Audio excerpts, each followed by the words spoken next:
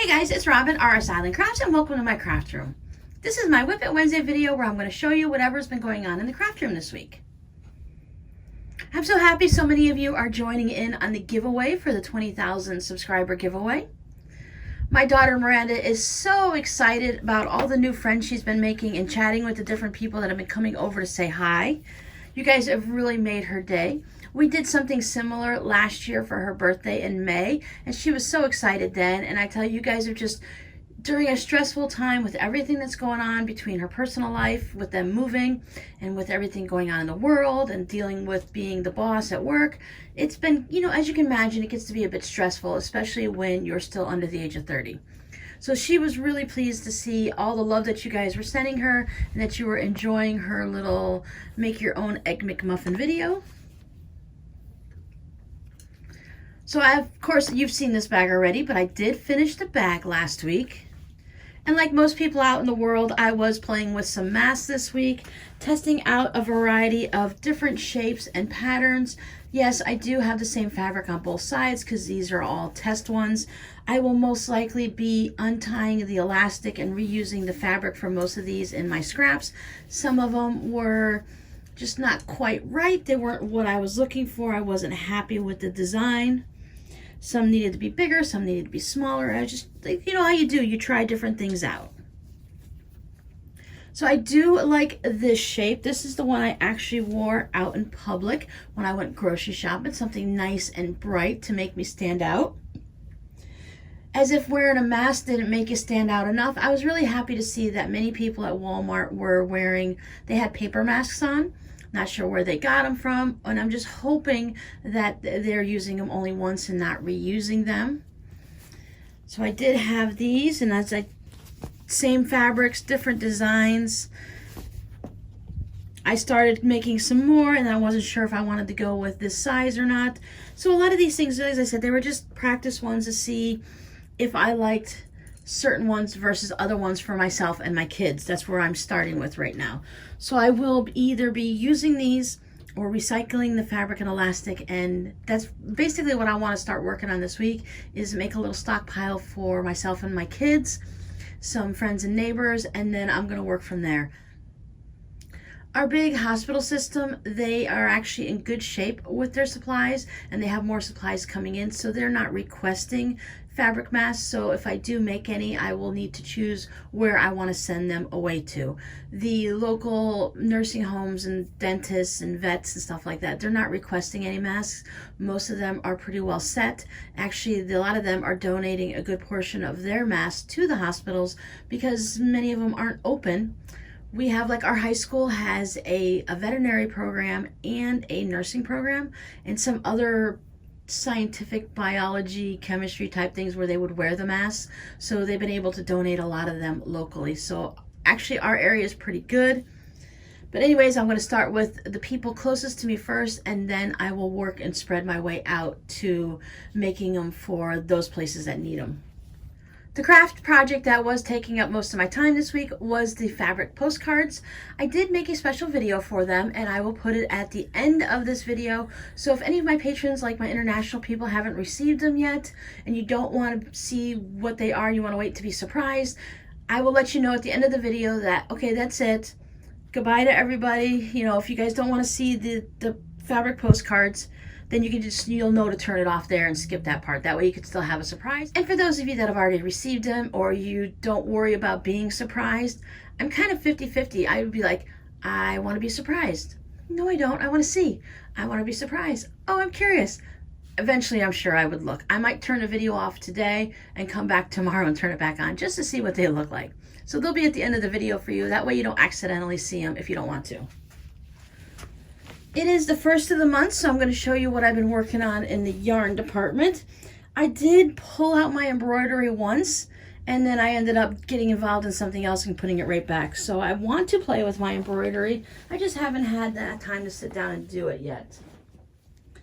I'm going to put a little picture up of this shawl so that you can, the colors kind of washed out because it was as the sun was going down, it was in the shade and blah, blah, blah. You'll see the colors a little bit off, but I'll put up a picture here of my finished shawl.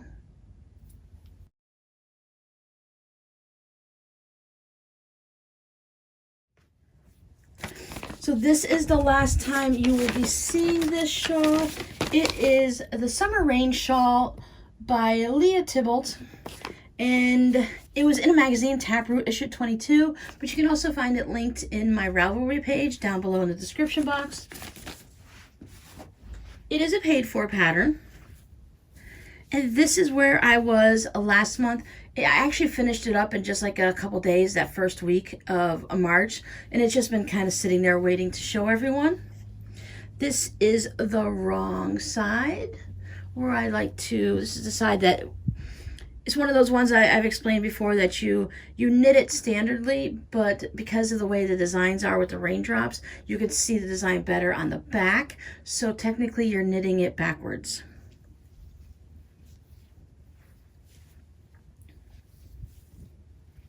I tried to hang it up here in my craft room.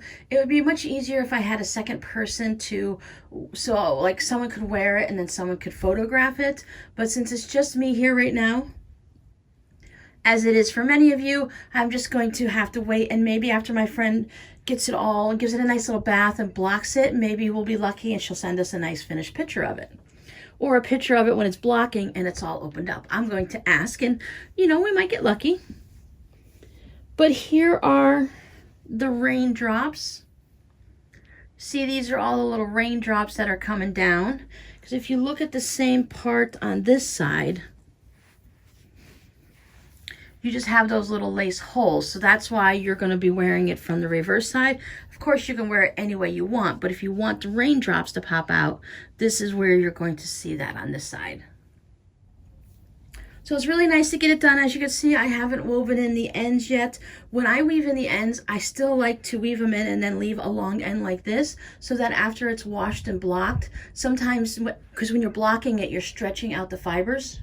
So sometimes your end needs to stretch a little, and that way I like to leave a few inches on it, and then if it stretches and gets pulled back into the fabric and you end up going from this much of an end sticking out to only this much, then it's not a problem. But if you only have this much of your yarn to weave through and get it all tucked in nice and neat, when you go ahead and block it and pull it, you might have little pieces that pop out. And when you only have this much to start with and you have to cut a good chunk of it off because it's sticking out, then you know you might have an issue. But I'm very paranoid about weaving in ends now. When I first started knitting and crochet, I left them really short and I cut them really close to the fabric and stuff, and I learned my lesson. That causes problems with them popping out and stuff. So now I leave them nice and long. This shawl wasn't a problem. I used 2 skeins, so I believe I have already sewn in the first skein, so I only have this little bit left to weave in, so that's not too bad. That's how you get lucky, when you weave them in as you're going. So this is done. Now I have 2 projects left to work on for my friend. I have a newsprint cowl, which is a striped, it's like a black and white, dark brown, cream. It's not like crisp black and white, it's more of a subtle shade to it. So I'm working, I'll have to start picking that up. I haven't started working back on that yet again. I think I have a few inches. I don't remember how much I have on that. But now this one is, I've gone back to the hat. This hat is called, this is hard to see, but it's the Honey Study hat. And it's by Andrea Mowry. I think she goes Andrea Mowry. Once again, it's linked down below in my Ravelry page. And I'm doing that in this gray wool. I just started picking this up after I finished the shawls, so I've only done a little bit. Once again, this is a strange pattern, the way you do the different brioche and cables and stuff. I was gonna say braid, but it's basically a braid. So when you get your cables and when you have your brioche honey stitch and stuff, what you would see as a row is actually 2 rounds going around and around. So while it looks like I've only done 2 or 3, I've probably done 6 or 7. You kind of know the size of a hat. I'm shooting for 9 inches total, even with the decreases. Right now I'm about 4 1/4, so I'm getting almost to the halfway point.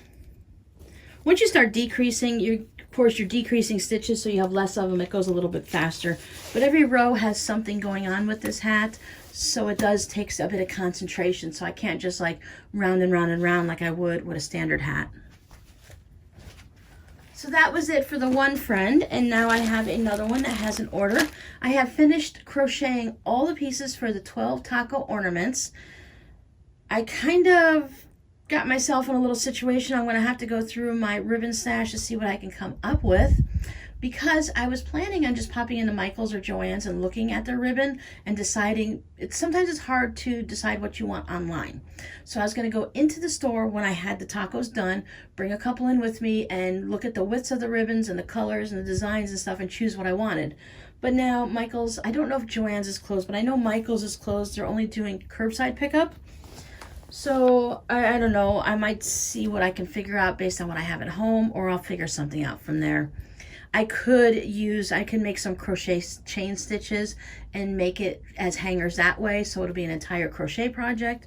Or who knows, I might have some type of ribbon at home. I have to go through the stash and see what I have. But they are done. It's going to take me a few days. Working on this nonstop, I'd say it's probably going to take 8 to 12 hours to get these all put together. And that's if I'm working pretty steady and doing it at a nice rapid speed. The crocheting of it, a lot of the times, while it takes a long time to make 12 of them, crocheting one of them would be relatively quick, but then getting everything, the ends woven in and all the designs and the faces put on and everything put together, that tends to take longer than it actually does to crochet the pieces. I am not chugging away on a dishcloth. I'm using the Peaches and Cream Stripey, which is very, very soft, in the green stripes. I believe this is my second one. I made one last month like this. I haven't picked this up too much. I haven't had those couple of minutes where I had like if I'm cooking dinner or something, where I can actually just work on this while things are cooking. So this one has kind of been set to the side this month. I worked a little bit on my scrappy herringbone.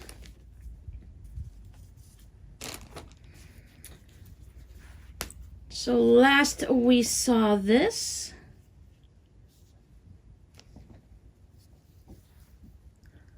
it was right here.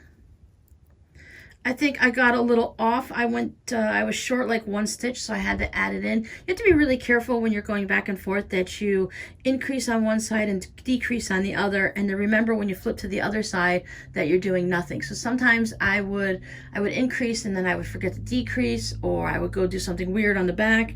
But it's a scrappy one and it's going to be for me. So one little stitch, while it might look a little bit wonky here, is actually going to, it'll block out and everything will come out nice and even. I was going to start working on the other side, but I hadn't decided yet. And when I was working on the project, I said, I don't know, I'm just going to go ahead. You can see I got it a little bit here too. Or no, this is still the sock weight yarn, but it's a little thicker, so sometimes it'll stick out. But when you start sewing all these together, everything kind of balances out. You can give it a nice little block, so things will balance out. So while they will look a little wonky and stuff, it's all good. But I decided to go ahead and just keep knitting on that because it was brainless, which what's got me in trouble with losing that one stitch, instead of trying to go ahead and learning and starting down here. It's not complicated, but it was something that I would have to think about, and I think I was working on this at like 9 o'clock at night, and I just didn't want to think. I did put a little bit on it, probably about 1.5 inches or so. I'm knitting these on size 1 needles, so those are kind of tiny, so it does take a little bit of time to get each little row across, because while it's not very wide, it does have, I think it's 31 or 32 stitches, so. And I just keep it in my little double pointed needle holder here so I don't lose any of my stitches. And I just pop it in my little froggy bag where I have all of my scraps just waiting to be used. This is a nice little relaxing work on project at the end of the night. I also put some time into Robbie's socks.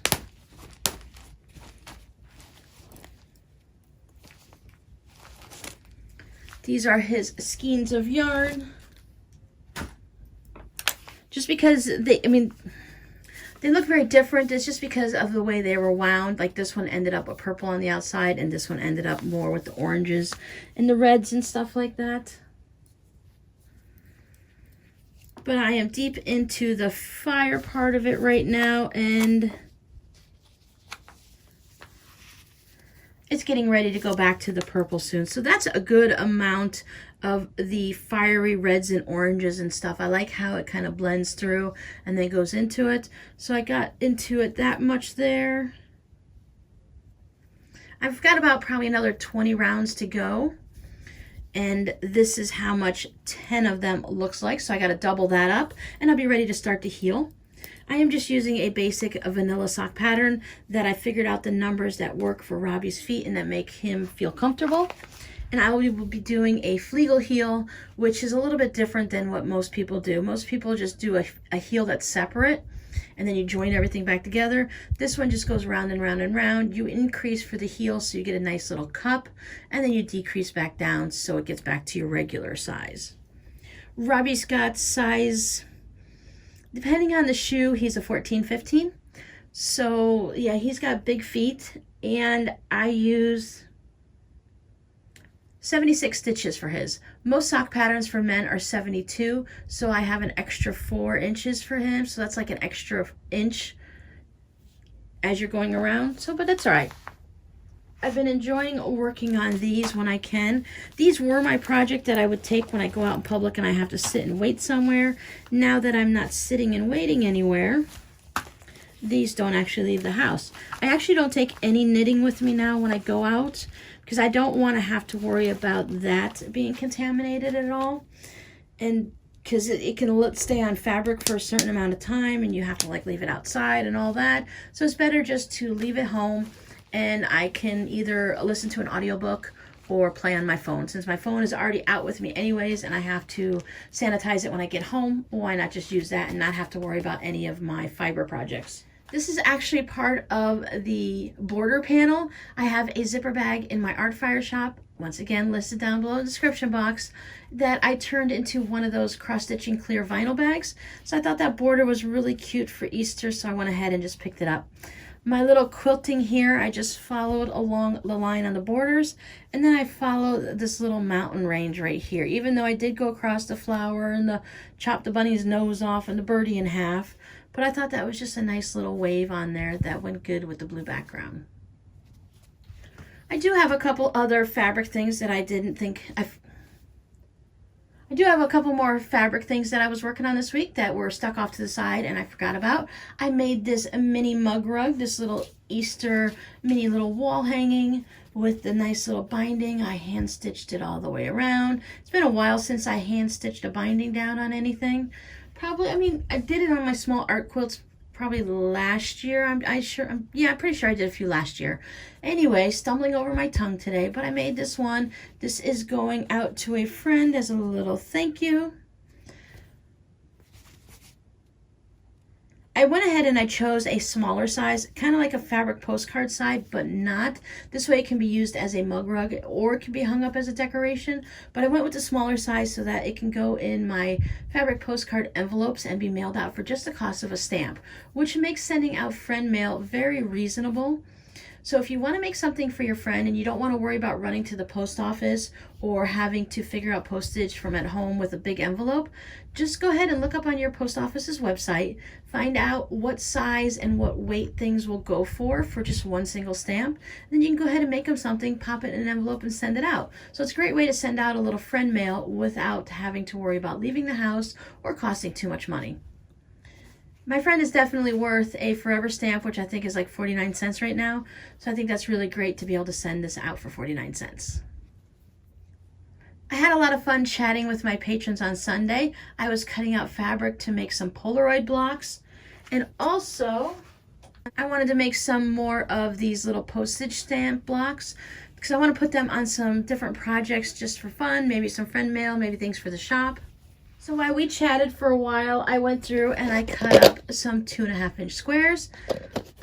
I recycled a yogurt container. This is a really nice size yogurt container. This is Kite Hill. It's an almond milk yogurt, so there's no dairy, no soy. I think it even said no gluten in it. It's a really good yogurt. It has a bit of that tang like a Greek yogurt. I added a little frozen strawberries that I sliced up, and I put some real maple syrup on it. And it was a really good breakfast for a couple days. But anyway, yep, I cut up a whole bunch of novelty squares, 2.5 inches. And then I had a lot of different scraps that I cut up for my postage stamp blocks. But these little Polaroid blocks are just so cute, so I want to go ahead and make a bunch of those. I have the white fabric all cut up for them, so once I have these all set, I can just sit down one day and just chain piece and get a bunch done. I showed you guys Easter cards that I made for an Instagram fabric postcard swap. I received my first one in the mail. This is all cross stitch, and then it's machine stitched around here. And this looks like hand embroidery. This is from an area near Russia, so I really would have to look this up to see what it is. And then when you flip it over, it's a little Happy Easter. I did add the date to it myself, just so I would have a memory of when this was and when it was received. And she has a little plaid egg that she cut out from the front. I thought that was really good. It's kind of interesting on how this looks like an egg and it kind of changes it on the white fabric. And then when you flip it over, it's like, this seems like it's darker or more muted like than that one is. But it's fun with the little rickrack all stitched around. So this is going to be going up on my wall. Plenty of time for Easter. None of mine have one of mine has arrived so far, so I still have 4 more that I haven't heard from yet. But that's okay. I know they're going to get there eventually. This one, mine made it safe, and this one made it safe here, so I'm sure they'll be fine.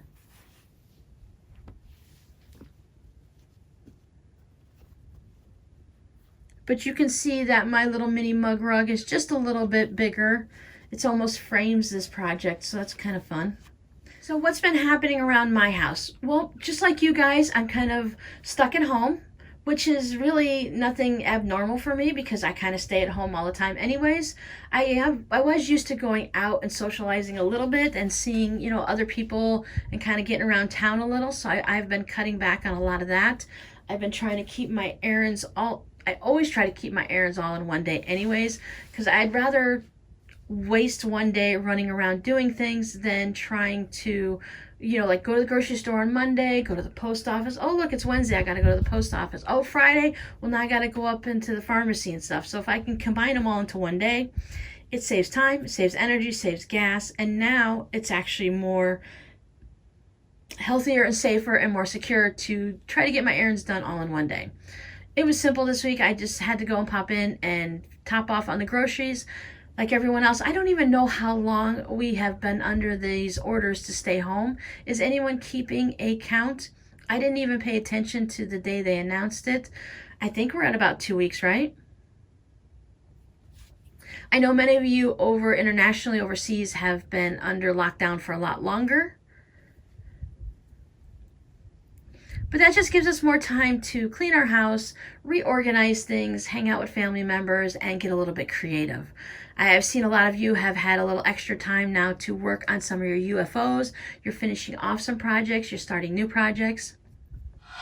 I'm going to go ahead and add in a little video when I'm done chatting here before you see the fabric postcards. I did get a bunch of my flower seeds planted, and they're actually sprouting up. So I'll show you.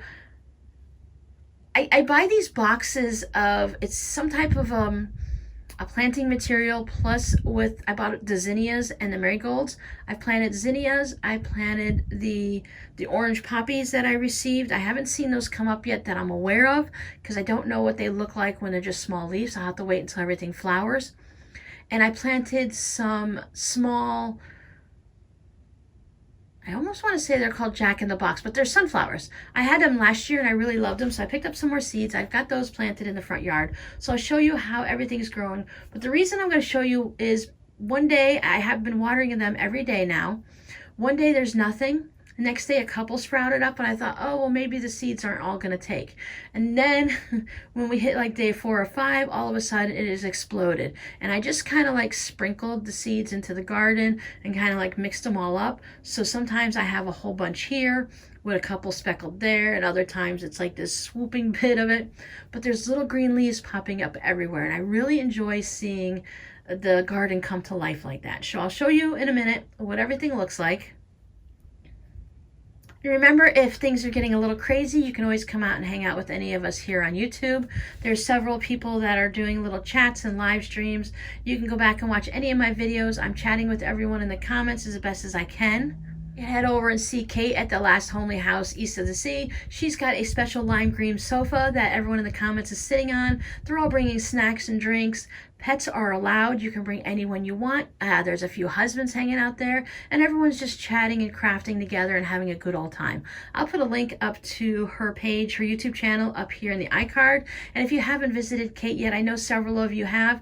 Either I've sent you over or Kate sent you over here. We have that nice little mix going back and forth where we kind of hang out in both places. Make some new friends, and you'll have someone to chat with in the comments. So be safe, be sane. Go ahead and get some work done on your craft projects, and don't feel guilty at all if you go ahead and start 10 new ones and you ignore all of your WIPs.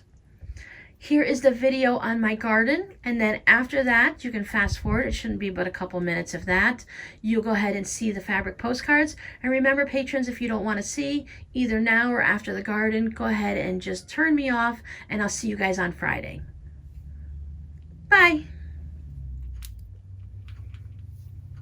So before I start popping these in the mail, I am reminding myself, I'm remembering to show them to you guys. So I made them all as the selvage fabric postcards. So while they are all the same, they're all different. I did take I had some long strips, pretty like maybe a yard or two of some of these. Some of them were just like a foot long. So I just keep using them in different places on different cards. So some of them will have crossovers, and then some of them were all just unique and original. I tried to use my widest ones in the center just to give that nice focal point. Of course, I have them all upside down. It's just, it doesn't really matter. I did try to put them all going in the same direction, but depending on how the selvage looked, some of them did need to be flipped and flopped. But for the most part, they're all going in the same direction. Kind of like a little more artsy that way, right? So there's a nice variety of fabrics, some novelty, some more of tiny tea blossom, Alexander Henry, so there's some flowers. Oh look, there's a couple Alexander Henrys in there. I think it's kind of cool when they're, this is an Alexander Henry too, because I can see it right here. Alexander Henry. So yeah, so I just tried to keep something fun, and then I just went from there. Like this one, look at this one's got a nice wide one on there, so that's got a good bit of it. Let's zoom in a little.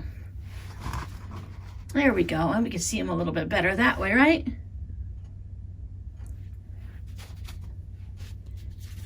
So yeah, so I just had something fun in the center, and then I just worked off of it. It didn't matter to me whether it was flowers, where the wild things are. I've got some oceans and seas. It didn't, like I said, it didn't matter how I mixed them up. I just grabbed what I could and I just put it in there. I believe I made 39 abouts. Okay, this is the same fabric, but it's different parts of the fabric. And even though they both have the polka dots, it's still technically different cards because they don't look exactly the same. Yet, if you were to get two of these, it'd be a matching set. But since they're all going to individual people all across the world, it doesn't necessarily matter if two of them are similar. I just tried not to make them exact.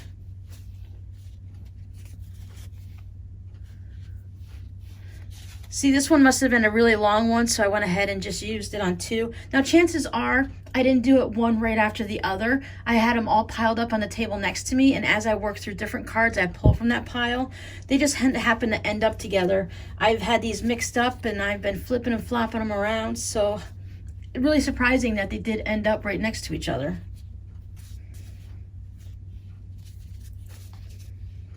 These did take quite a bit of time. Maybe we better move the stack. They did take quite a bit of time, and yet at the same time, because I was making 39 of them, if you just make one, you can get the whole thing done in definitely less than an hour. See, like this one, I had some I put on a little bit upside down because it's a little bit, no, it's got the fuzzies there. So this one's upside down, but these are all going the right way. And it's just, it is how it is and how it worked out. Could have flipped it the other way. I guess I just wasn't paying attention. But I like that little bit of quirkiness to it anyways. It doesn't bother me. I hope it doesn't bother you. I did have two with this in the center. I already mailed out one to a friend who's not feeling very well. I have it on my Instagram if you want to see it. But in here, the little color circles like this, they're actually little dogs on there. It was so cute. I was so happy to be able to get that onto it for her. And there you go. So I've gone through and I've stitched them all down onto the batting. I'll put up the link up there to the series on how to make these. So I went ahead and I did like a quilt as you go, putting them all onto the batting. And then I have my little cardboard sleeve. And then I went ahead and stitched around them. So I went and I signed all of them, RsIslandCrafts 2020. You can see the stitching that I did around it. It's kind of that feather arrow looking stitch that goes like that. So then I've also had to fill out the person whose address it's going to and then my return address on 39 of these, which felt like crazy. Talk about getting a hand cramp. I haven't written like that in so long. And then I'll just plop them into their little plastic sleeve, stick their little sticker on it, put a stamp on it, and off in the mail it goes. I will be making more of these to go into the shop, so if anyone's interested, let me know down below and I'll make sure I make enough of them to cover for everyone and a little extra. But I really liked using the salvages this way. Did I put a dent in the salvages? Actually, I did. I was quite surprised, even though some of them, because if you're taking out a piece that's 20 inches long, it does take a lot of space in my little bucket that I have it in. So I did pull it out and I used all of it. And anytime I had even a little bit left over, I went ahead and saved it in a separate little Ziploc baggie. And I'm going to go ahead and use that for another type of fun little fabric art project. So I'm using every little bit of salvage that I have. I have made a little bit of a dent into it, but then I took more trimmings from other fabrics and I piled it in there, so I'm right back to where I started from. So it's really fun to do. I want to make more of these and I want to make more of the little zipper bags using this because it was fun. All right, now to get these all set up and into the mail.